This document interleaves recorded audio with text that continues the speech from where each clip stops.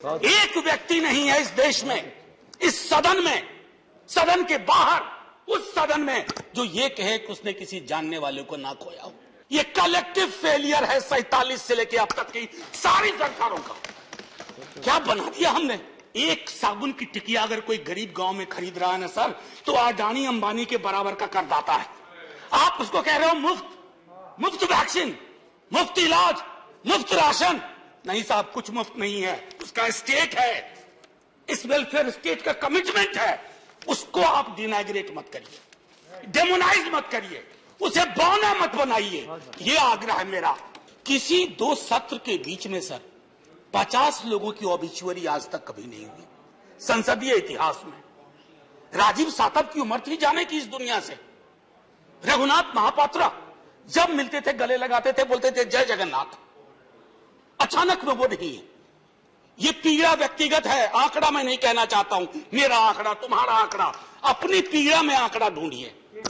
एक व्यक्ति नहीं है इस देश में, इस सदन में, सदन के बाहर, उस सदन में जो ये कहे कि उसने किसी जानने वाले को ना खोया हो। सर, पीड़ा कह सकता हूं।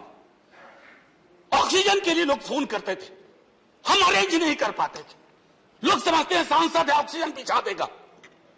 100 फोन में पूरे दिन में शाम को बैठ के देखते थे, सक्सेस रेट 2, सक्सेस रेट 3। हमको कौन सा आंकड़ा कोई बताएगा साहब? हमको नहीं चाहिए, किसी आंकड़े की बात नहीं करनी है। हमें देखना है कि जो लोग गए वो जिंदा दस्तावेज छोड़ के गए हैं हमारे फेलियर का। मैं आपकी बात नहीं कर रहा हूं साहब। आप कहिएगा 70 साल में कुछ नहीं हुआ, मैं उसमें जाना ही नहीं चाहता। ये कलेक्टिव फेलियर है 47 से लेकर अब तक की सारी सरकारों का। क्या बना दिया हमने? मुझे पता नहीं था कि अस्पताल और ऑक्सीजन का क्या रिश्ता होता है सर। ईमानदारी से कहता हूं, मैं मेडिकल बैकग्राउंड से नहीं आता हूं। सुबह से लोगों को दिखता था ऑक्सीजन ऑक्सीजन, रेमडेसिविर। मैं तो दवाइयों के नाम तक शुरू में सर प्रोनाउंसिएशन चेक किए कि कैसे उच्चारण करूंगा। ये हालत है। और तब हम आंकड़ों की बात कर रहे हैं, तब हम ये बात कर रहे हैं थैंक यू फलाना साहब, चिलाना साहब। सर, मैं यहां से निकलता हूं, बहुत बड़ा विज्ञापन लगा हुआ है, मुफ्त वैक्सीन, मुफ्त राशन, मुफ्त इलाज। सर एक मिनट, मैंने किसी नहीं, please I don't want my time. मैं किसी दल की ओर से आज नहीं बोल रहा हूं। मैं दावे के साथ कहता हूं, मैं लाखों लोगों की ओर से बोल रहा हूं जो यहां बोलना चाहते हैं। अब मेरी बात सुनिए, आज शिकायत नहीं कर रहा हूं आपसे। ये वेलफेयर स्टेट है ना। एक साबुन की टिकिया अगर कोई गरीब गांव में खरीद रहा है ना सर, तो अडानी अंबानी के बराबर का करदाता है। आप उसको कह रहे हो मुफ्त वैक्सीन, मुफ्त इलाज, मुफ्त राशन। नहीं साहब, कुछ मुफ्त नहीं है, उसका स्टेट है, इस वेलफेयर स्टेट का कमिटमेंट है। उसको आप डिनाग्रेट मत करिए, डेमोनाइज मत करिए, उसे बौना मत बनाइए। ये आग्रह है मेरा। सर, मैं इससे पहले की कुछ और बातें कहूं, मेरे पास अभी वक्त है। सर, इस कोरोना को मैं भी मानता हूं, मेरे पूर्व के वक्ता कुछ कह रहे थे, ये चैलेंज है हमारे लिए सर। बहुत बड़ी बड़ी बातें नए नए कानून की हो रही है। राइट टू हेल्थ की बात क्यों नहीं करते हम लोग? राइट टू हेल्थ, स्वास्थ्य का अधिकार, उसमें कोई किंतु परंतु लेकिन परंतु नहीं। सीधे तौर पे स्वास्थ्य का अधिकार constitutionally guaranteed, right to life के साथ लिंक करिए।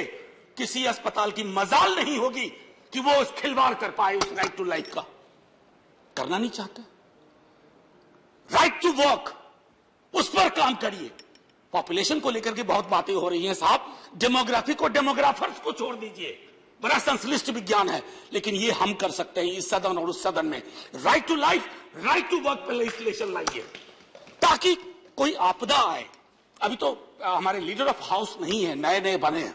उनसे मैं कहता, जब वो रेल मंत्री थे, हॉस्पिटैलिटी सेक्टर के लोगों को निकाल दिया गया। इसी कोरोना काल में मैंने लगातार आवाज उठाई, कोई सुनने वाला नहीं है सर, कोई नहीं सुन रहा। अगर आप सांसद की नहीं सुन रहे हैं तो जो छोटे अदना संविदा वाले नौकरी से निकाले गए उसकी कौन सुनेगा सर? एक और अद्भुत चीज हुई इसी कोरोना के दौरान, माननीय उपसभापति महोदय, जब हाहाकार मचा हुआ था हॉस्पिटल के लिए, आईसीयू बेड्स के लिए, दवाइयों के लिए। यह हाहाकार जब मचा हुआ था उस दौर में सर कई चीजें हुई, जिसमें से एक जो महत्वपूर्ण चीज मैं जिसका जिक्र करूंगा, उस हाहाकार में सरकारें, मैं सिर्फ केंद्र को नहीं कह रहा हूं, कई राज्य सरकारें भी नदारत थी। वो 1.5 महीना कैसे बिताया है इस मुल्क ने। हमारे सदन के कोई लोग बड़े मुश्किल से बच के आए हैं, मैं नाम नहीं लूंगा। पूरे देश ने वो वक्त कैसे बिताया है, नाइटमेयर की तरह लगता है सर, डरावना लगता है। एक मेरा स्टूडेंट पढ़ा है, वह 37 साल का, हॉस्पिटल का बेड जब तक मैंने अरेंज किया वो दुनिया छोड़ के जा चुका था। मैं इसलिए बार बार इसको इसलिए ये कह रहा हूं कि इसमें व्यक्तिगत पीड़ा को ढूंढिए, तब हम इसका निदान ढूंढ पाएंगे।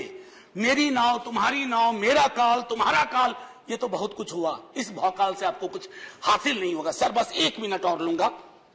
जो मैं कहना चाह रहा था, सर एक खत मैंने मृतात्माओं के नाम लिखा था, कुछ कर नहीं पा रहा था, बेबसी में एक खत लिखा जो लोग इस दुनिया से चले गए।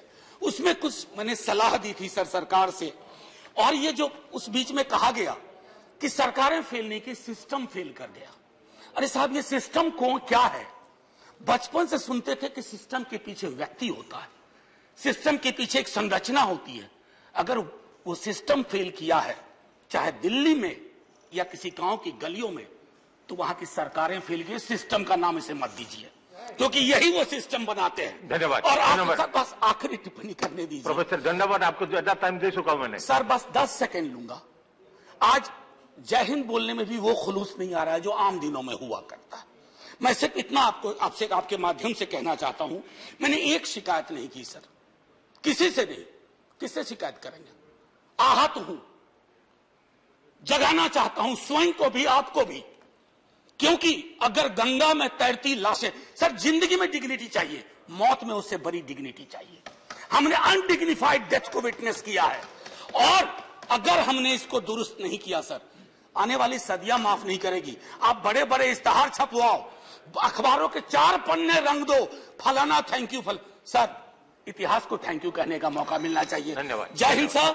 अगर मेरी बात से फिर भी किसी को कष्ट पहुंचाओ, मैं उन्हीं लाखों लोगों की धन्यवाद डेड बॉडी के बिहाफ पे आपसे माफी मांगता हूं। जय हिंद।